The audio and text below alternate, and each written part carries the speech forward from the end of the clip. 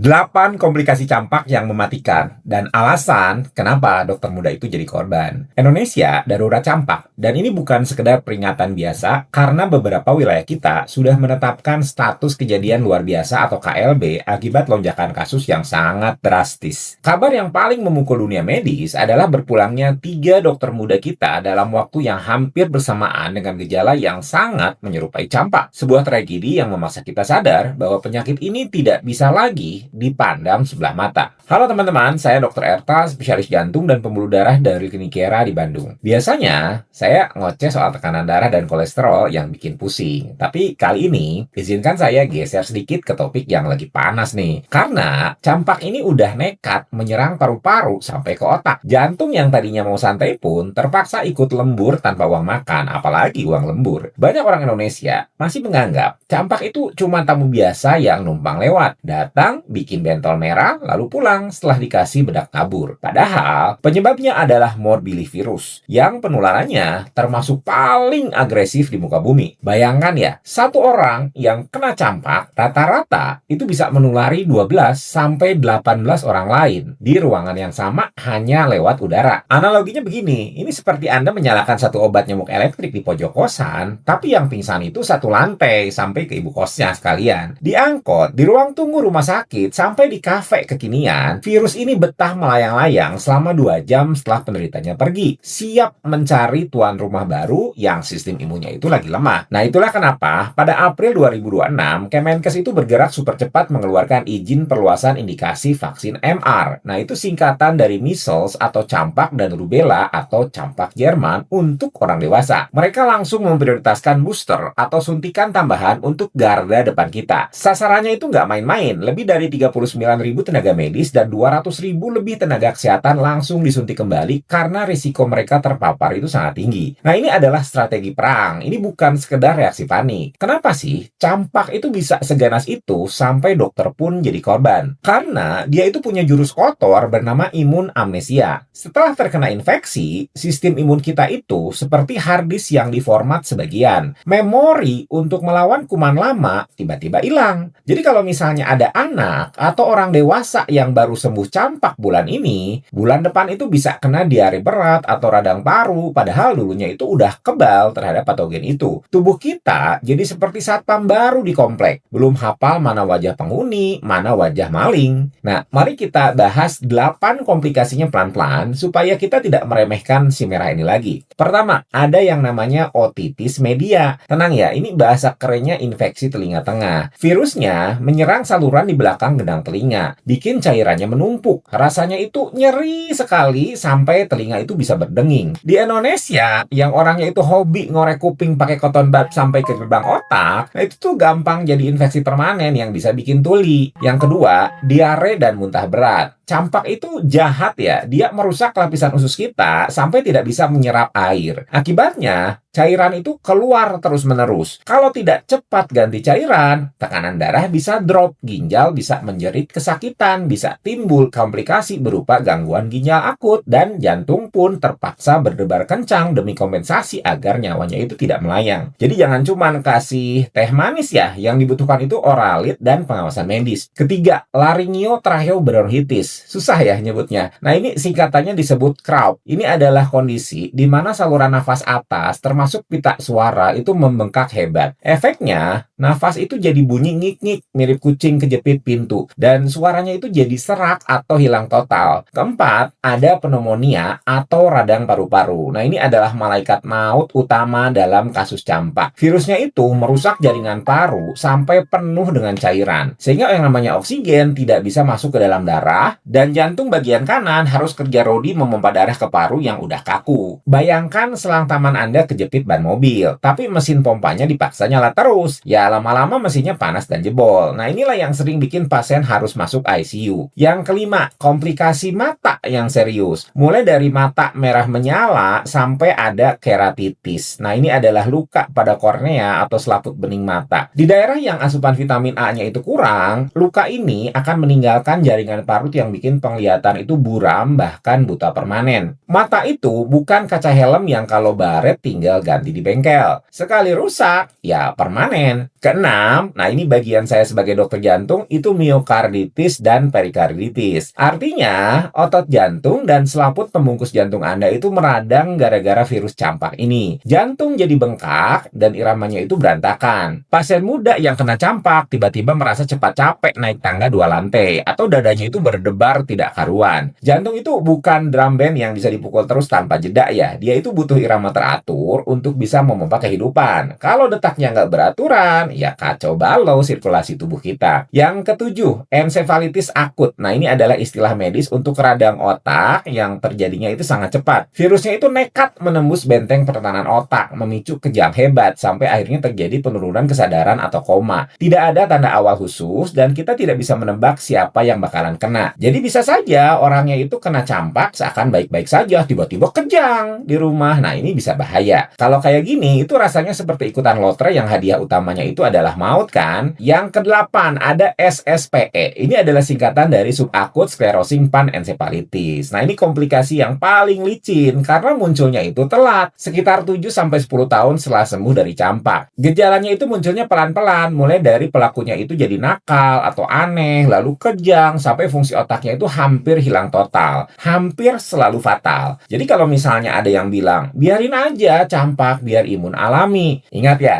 kalau taruhannya itu adalah bom waktu di masa depan, Anda sanggup nggak ambil resikonya? Sekarang sembuh, kelihatannya nggak apa-apa, lalu 7 tahun kemudian timbul masalah. Mau kayak gitu? Lalu kalau udah terlanjur kena, apa solusinya? Jujur saja, tidak ada obat antivirus sakti yang bisa langsung membunuh virus campak. Yang bisa kita lakukan adalah tindakan suportif. Pastikan minum air putih yang banyak supaya tidak dehidrasi, kontrol demam dengan paracetamol, dan yang paling penting adalah vitamin A dosis tinggi. Nah, WHO itu sangat menyarankan ini karena vitamin A itu terbukti menurunkan risiko kematian dan kebutaan secara drastis. Nah, kalau udah tahu cara mengobatinya, jangan sok tahu ya beli antibiotik di warung. Karena campak itu virus, bukan bakteri. Memberi antibiotik ke virus itu ibarat pakai raket nyamuk buat ngusir gajah. Tidak nyambung dan cuma bikin kuman di tubuh Anda jadi makin sakti alias kebal obat di kemudian hari. Nah, akhirnya, daripada sibuk mengobati 8 komplikasi yang bikin dompet tiris dan nyawa itu terancam, jauh lebih murah dan tenang kalau kita itu cegah dengan vaksin. Vaksin MR itu memberikan perlindungan sampai 97%. Dan efek sampingnya paling cuma pegel sedikit di bekas suntikan atau demam ringan 1-2 hari. Bandingkan ya dengan risiko munculnya radang otak, radang paru, radang jantung yang tadi saya sebutkan. Nah, untuk teman-teman sejawat dan tenaga medis, ayo segera ambil jatah boosternya mampung disiapkan pemerintah. Untuk para orang tua, coba cek lagi buku KIA atau buku vaksin anaknya. Pastikan ya jadwalnya itu sudah lengkap. Kalau menurut teman-teman informasi ini penting untuk grup WhatsApp keluarga atau grup alumni, langsung aja di-share sekarang juga. Tulis di kolom komentar ya, kalian udah cek status vaksin keluarga belum hari ini? Saya bakal baca satu-satu. Sehat itu dimulai dari peduli, bukan dari sekedar mengikuti kata orang.